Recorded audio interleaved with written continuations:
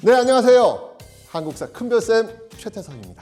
대한민국 전체 근로자 약 2,800만 명, 매일 아침 출근길 지하철에 가득 찬 사람들, 뙤약볕 아래 혹은 차가운 바람 속에서 일터를 지키는 수많은 분들 떠오르시죠? 이런 수천만 명의 힘으로 대한민국의 일터가 돌아가고 있는데요. 사실 이 뒤에는요, 근로자들의 일과 삶을 위해 묵묵히 지켜오는 분들이 계십니다. 바로 대한민국 일하는 사람들의 든든한 버팀목, 근로복지공단입니다.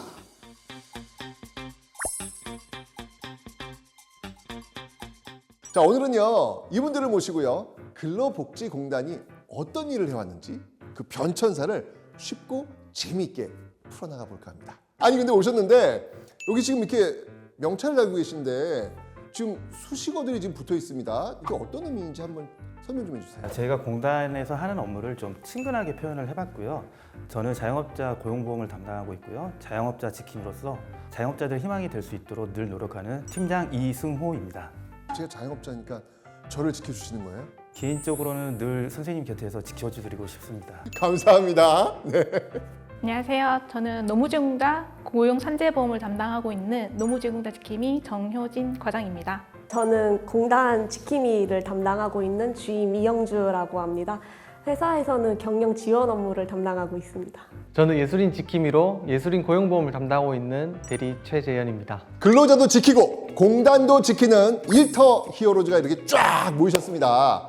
자, 우선 1960년대 그 산업 구조를 한번 좀 살펴보겠습니다. 자, 60년대는요, 이렇게 경공업 위주의 수출품으로 성장을 합니다. 예를 들면 섬유 제품, 합판, 가발, 신발 뭐 이런 걸 만들어 가지고 수출하면 성장을 하잖아요. 1970년대 뭐라 그랬죠? 중화공업. 맞습니다.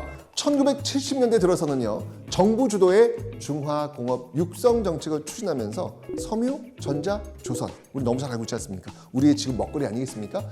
이런 것들이 주요 수출품이었습니다. 그런데 말입니다, 1980년대 들어서면서 이 상황이 급변합니다.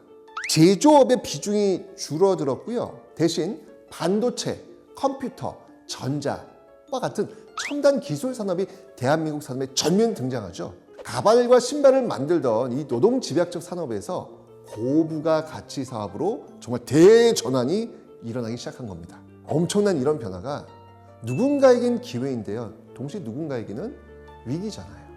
자, 바로 산업 구조조정이라는 이름 아래 많은 근로자가 오랫동안 일한 일터를 떠나야 했고요. 생계를 위협받는 상황도 벌어집니다. 자, 그러자 사회에서는 이런 목소리가 나오기 시작하는 거예요. 왜 회사가 어려워지면 항상 저희가 먼저 잘리는 걸까요? 일자리를 잃은 사람은 누가 책임지지? 그동안 그 일만 했는데 또 갑자기 나가라고 하면 어려운 게 이제 이때까지 다른 기술을 배울 시간이 없었기 때문에 어려울 것 같아요. 근로자분들은 자신의 자리에서 그냥 열심히 일을 했을 뿐인데 대책이 없는 거예요, 대책이. 그렇죠? 자, 이런 절실함과 문제제기 속에 1980년대 초 높은 실업률로 실업보험제도의 필요성이 제기됩니다. 그리고 정부는요, 93년 7월 신경제 5개년 계획의 대국민 발표를 통해서 바로 이것의 시행을 알립니다. 고용보험, 맞습니다. 네, 1995년 대한민국 고용보험제도가 역사 속에 드디어 등장을 합니다. 고용보험이 도입되면서요, 근로복지공사가 창립되었고요. 고용노동부에서 수행하던 산재보험 업무, 우리 아까 이야기했잖아요. 그 산재보험 업무가 고용노동부의 산하기관인 근로복지공사로 이관이 되었고요. 고용노동부에서 새로 도입된 고용보험 업무를 수행하게 됩니다. 지금은 근로복지공단에서 고용산재보험 가입 업무와 산재보상 업무를 고용노동부 고용복지플러스센터에서 실업급여 및 고용안전직업능력 개발 사업을 수행하고 있죠. 그러니까 고용보험의 도입으로 근로복지공단이 창립된 거네요. 그렇죠. 자영업자 우리 지킴이 팀장님, 오늘 말씀을 너무 잘하시는데, 자, 그러면 제가 한번 부탁을 드려볼게요. 고용보험제도 이게 뭡니까? 고용보험은 근로자가 실직했을 때 지급하는 실업급여하고요. 그리고 고용안전과 직업능력 개발을 위해 지원하는 사회보장제도입니다. 국민취업지원제도, 국민내일배움카드, 육아휴직급여 등이 고용보험 혜택 중 하나입니다. 여러분들 우리 주변에 잘 찾아보시면요, 이렇게 고용보험의 도움을 받고 계신 분들 또는 받은 분들 굉장히 많으십니다. 오늘 이 강의를 보시는 분들은 적어도 제도를 몰라서 가입하지 않는 일은 없겠죠? 있으면 안 됩니다. 꼭 아셨으면 좋겠습니다. 선생님, 제가 퀴즈 하나 내봐도 될까요? 고용산재보험은 사업장에 근로자가 몇 명 이상이 될 경우에 의무가입 대상일까요? 잠깐만요. 선생님 혹시 이것도 제가 한번 맞춰볼게요. 아실까요? 저 자영업자잖아요, 저도. 아. 네. 왜냐면 제가 이 자영업을 하면서 항상 기준이 뭐냐면 5인이더라고요. 5인 이상, 뭐 5인 미만 늘 이게 기준이더라고요. 정답! 5인입니다. 다운. 잠시만요. 틀렸다는 얘기예요, 지금요? 네, 땡. 한 명. 정답입니다. 한 명이에요? 네. 한 명, 그거 뭐 다 하라는 얘기잖아요. 근로자가 한 명 이상인 경우에는 의무가입 대상이고요. 그 근로자들을 보호하기 위해서 산재보험이 존재하는 겁니다. 자, 고용 형태나 규모보다 중요한 건 사람이 일하고 있다는 사실 그 자체입니다. 그래서 근로자를 사용하는 모든 사업과 사업장은 일용직이든 아르바이트든 상관없이 고용 산재보험에 가입해야 합니다. 자, 그럼 다시 강연으로 돌아와서요. 자, 이렇게 도입된 고용보험은 우리나라의 그 경제 위기 때마다 정말 사회 안정망 역할을 해왔습니다. 현대사를 두 시기로 나눠봐라. 그럼 저는 1997년 IMF 외환위기라고 저는 봅니다. 이때 뭐 다들 아시겠지만 대규모 구조조정이 일어나잖아요. 대량 실업사태 생겼잖아요. 한순간에 일터를 잃게 된 그 수많은 근로자. 이때 바로 고용보험이 그 근로자들의 삶을 지키는 마지막 방어선 노릇을 하게 됩니다. 맞습니다. 외환위기 극복을 위해 정부가 고용보험을 1인 사업장까지 확대한 것이 바로 이때입니다. 자, 그런데 준비가 잘 되어 있다면 이렇게 든든할 텐데 이 현실은 늘 예기치 못한 상황을 마주하게 됩니다. 몇 년 전 우리를 힘들게 만들었던 그 시기, 전 진짜 지우고 싶은 시기. 어떤 시기였습니까? 몇 년 전? 코로나19? 코로나19. 맞습니다. 코로나19. 2020년 전 세계가 그냥 딱 멈췄죠. 글로벌을 강타한 코로나19 팬데믹. 그때 모두가 힘들었는데 특히 더 큰 고통을 겪는 현장이 있었잖아요. 누가 있었을까요? 예술하는 분들이요. 맞아요. 맞습니다. 예. 맞아요. 그때 기억나요. 왜냐하면 4명 이상 모이지도 못하고 콘서트, 뭐 전시, 공연 전부 다 취소되고 BTS 공연도 취소가 됐었거든요. 뭐 조금 열려도 막 한 명 앉으면 저만큼 또 앉아야 되고 막 띄엄띄엄 앉아야 되고 그죠? 많이 들어가지도 못했잖아요. 예술이라는 거는 본질적으로 사람이 모여서 즐기는 거잖아요. 근데 무대 위에서 관객들을 만나야 되는데 정말 그 모든 게 한순간에 스탑 사라지더라고요. 당시 코로나19로 예술 활동이 취소되거나 그 연기를 경험한 그 예술인 비중이 87%가 넘었다고 합니다. 너무 충격적인 숫자죠. 그래서 우리가 질문을 해야 되는 거예요.